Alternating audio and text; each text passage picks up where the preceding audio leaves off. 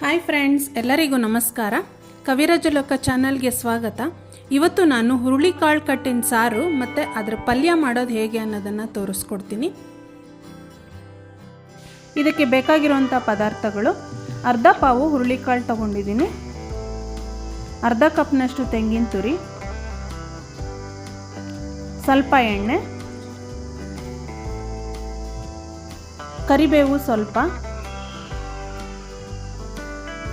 ಸಾಸಿವೆ ಸ್ವಲ್ಪ, 4-5 ಬೆಳ್ಳುಳ್ಳಿನ ಈ ರೀತಿ ಜಜ್ಜಿಟ್ಕೊಂಡಿದ್ದೀನಿ, 1.5 ಟೇಬಲ್ ಸ್ಪೂನಷ್ಟು ರಸಮ್ ಪೌಡರ್, ಸ್ವಲ್ಪ ಬೆಲ್ಲ, 2 ಟೇಬಲ್ ಸ್ಪೂನಷ್ಟು ಸಾಂಬಾರ್ ಪೌಡರ್, 2 ಹಸಿಮೆಣಸಿನಕಾಯಿನ ಈ ರೀತಿ ಕಟ್ ಮಾಡಿ ಇಟ್ಕೊಂಡಿದ್ದೀನಿ, 3 ಟೇಬಲ್ ಸ್ಪೂನ್ನಷ್ಟು ಹುಣಸೆ ರಸ, ಕೊತ್ತಂಬರಿ ಸೊಪ್ಪು ಸ್ವಲ್ಪ, 4 ಹುಳಿ ಟೊಮೆಟೊ ಹಣ್ಣು ತೊಗೊಂಡಿದ್ದೀನಿ, ರುಚಿಗೆ ತಕ್ಕಷ್ಟು ಉಪ್ಪು. ನೋಡಿ, ನಾನಿಲ್ಲಿ ಹುರುಳಿಕಾಳನ್ನ ಹಿಂದಿನ ದಿನವೇ ರಾತ್ರಿ ನೆನೆಸಿಟ್ಕೊಂಡಿದ್ದೀನಿ. ಈಗ ಇದನ್ನು ಕುಕ್ಕರಲ್ಲಿ 3 ವಿಷಲ್ ಕೂಗಿಸ್ಕೋಬೇಕು. ಅರ್ಧ ಪಾವು ಹುರುಳಿಕಾಳಿಗೆ ಈ ಗ್ಲಾಸಲ್ಲಿ 4 ಗ್ಲಾಸಷ್ಟು ನೀರು ಹಾಕ್ತಾ ಇದ್ದೀನಿ. ನಮಗೆ ಕಟ್ಟಬೇಕಲ್ಲ, ಅದಕ್ಕೋಸ್ಕರ.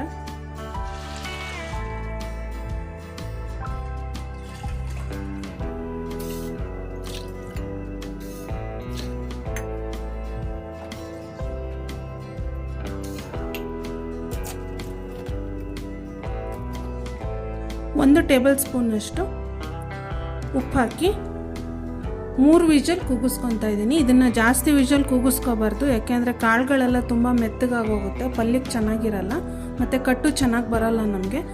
ಅದರಿಂದ 3 ವಿಷಲ್ ಕೂಗಿಸ್ಕೊಂಡ್ರೆ ಸಾಕು.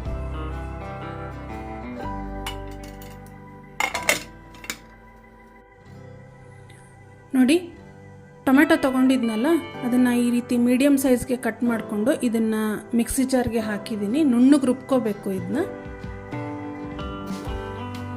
ನೋಡಿ, ಈ ರೀತಿ ಟೊಮೆಟೊನ ನುಣ್ಣಗೆ ರುಬ್ಕೋಬೇಕು. ನೋಡಿ, ಕಾಳು ಚೆನ್ನಾಗಿ ಬೆಂದಿದೆ. ಈಗ ಇದನ್ನು ಕಟ್ ತೆಕ್ಕೋಬೇಕು.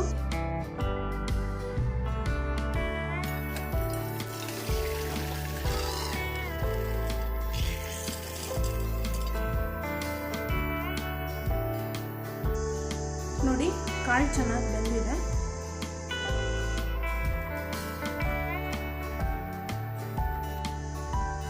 ನೋಡಿ, ಕಟ್ಟಿಟ್ಟು ಸಿಕ್ಕಿದೆ. ಈಗ ಇದನ್ನ ಸಾರು ಮಾಡ್ಕೋಬೇಕು.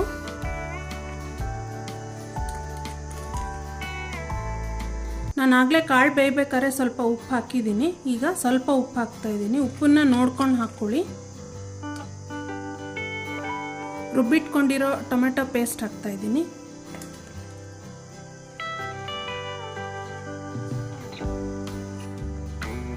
ನಿಮಗೆ ಈ ಕಟ್ಟೆನಾದರೂ ಸ್ವಲ್ಪ ದಪ್ಪವಾಗಿದೆ ಅಂತಂದರೆ ಸ್ವಲ್ಪ ಈ ಟೈಮಲ್ಲಿ ನೀರು ಹಾಕ್ಕೋಬೋದು.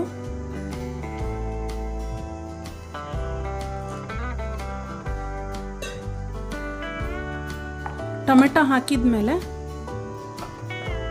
ಒಂದು ಕುದಿ ಬರೋ ತನಕ ಕುದಿಸ್ಕೋಬೇಕು.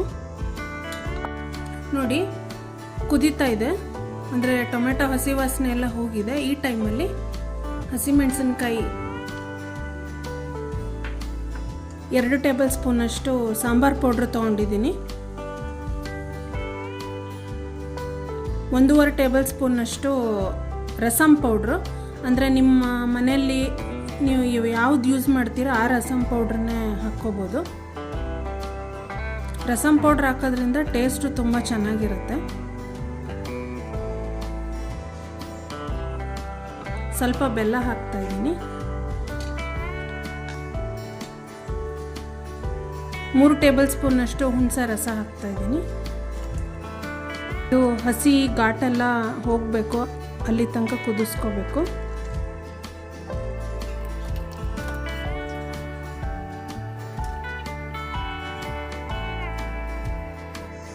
ನೋಡಿ ಇದು ಚೆನ್ನಾಗಿ ಕುದೀತಾ ಇದೆ. 5 ರಿಂದ 10 ನಿಮಿಷ ಚೆನ್ನಾಗಿ ಕುದ್ದಿದೆ ಇದು. ಈಗ ಇದಕ್ಕೆ ಕೊತ್ತಂಬರಿ ಸೊಪ್ಪು,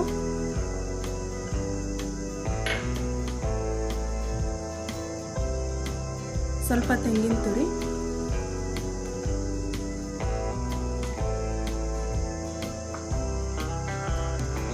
ಎಲ್ಲ ಹಾಕಿ ಒಂದ್ಸಾರಿ ಈ ರೀತಿ ಮಿಕ್ಸ್ ಮಾಡ್ಕೊಳ್ಳಿ. ನಿಮ್ಗೆ ಏನಾರು ಹುಳಿ ಕಡಿಮೆ ಅನ್ನಿಸ್ತು ಅನಿಸಿದ್ರೆ ಈ ಟೈಮಲ್ಲಿ ಹಾಕ್ಕೋಬೋದು.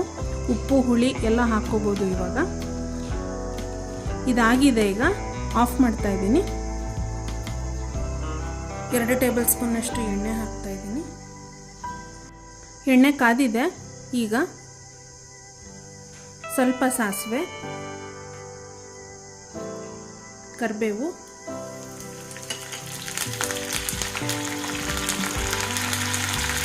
ನಂತರ ಬೆಳ್ಳುಳ್ಳಿ,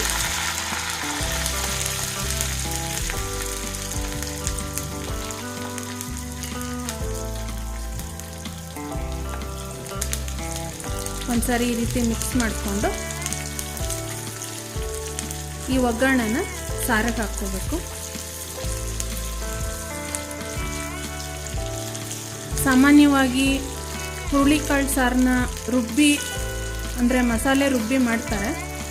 ಈ ರೀತಿನೂ ಒಂದ್ಸಾರಿ ಮಾಡಿ ನೋಡಿ, ತುಂಬ ಚೆನ್ನಾಗಿರುತ್ತೆ. ನೋಡಿ ಬೆಳ್ಳುಳ್ಳಿ ಎಲ್ಲ ಚೆನ್ನಾಗಿ ಫ್ರೈ ಆಗಿದೆ. ಈಗ ಈ ಒಗ್ಗರಣೆನ ಸಾರಿಗೆ ಹಾಕ್ತಾ ಇದ್ದೀನಿ. ಬೆಳ್ಳುಳ್ಳಿ ಒಗ್ಗರಣೆ ಹಾಕೋದ್ರಿಂದನೇ ಇದ್ರ ಟೇಸ್ಟು ತುಂಬ ಚೆನ್ನಾಗಿರೋದು. ನೀವು ಖಂಡಿತ ಮನೇಲಿ ಟ್ರೈ ಮಾಡಿ. ಪುನಃ ನೀವೇ ಮಾಡ್ತೀರಾ. ಮನೇಲೆಲ್ಲ ಕೇಳಿ ಮಾಡಿಸ್ಕೊತಾರೆ ಈ ಸಾರನ್ನ, ಅಷ್ಟು ಚೆನ್ನಾಗಿರುತ್ತೆ. ನೋಡಿ ಈಗ ಪಲ್ಯಕ್ಕೆ ಒಂದು ಬಾಣಲಿ ಇಟ್ಕೊಂಡಿದ್ದೀನಿ. ಸ್ಟವ್ ಆನ್ ಮಾಡಿಕೊಂಡು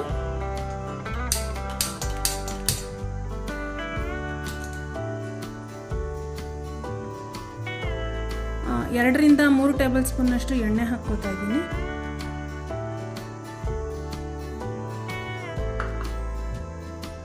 ನೋಡಿ ಎಣ್ಣೆ ಕಾದಿದೆ. ಈಗ ಒಗ್ಗರಣೆಗೆ ಹಸಿಮೆಣಸಿನಕಾಯಿ,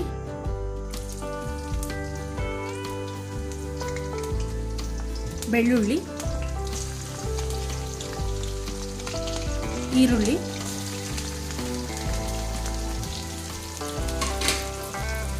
ಎಲ್ಲ ಹಾಕಿ ಚೆನ್ನಾಗಿ ಫ್ರೈ ಮಾಡ್ಕೋಬೇಕು.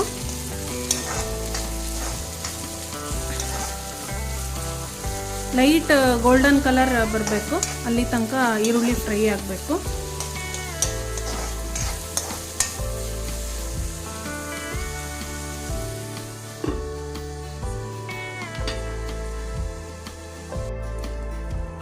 ನೋಡಿ ಈರುಳ್ಳಿ ಚೆನ್ನಾಗಿ ಫ್ರೈ ಆಗಿದೆ. ಈಗ ಬೇಯಿಸಿಟ್ಕೊಂಡಿರೋ ಹುರುಳಿಕಾಳು ಹಾಕ್ತಾ ಇದ್ದೀನಿ.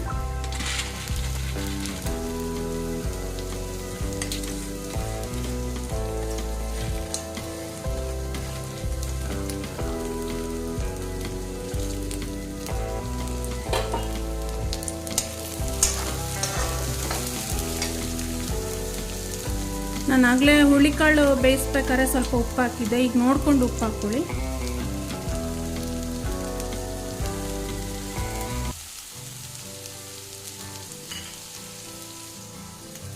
ತೆಂಗಿನ ತುರಿ ಹಾಕ್ತಾ ಇದ್ದೀನಿ.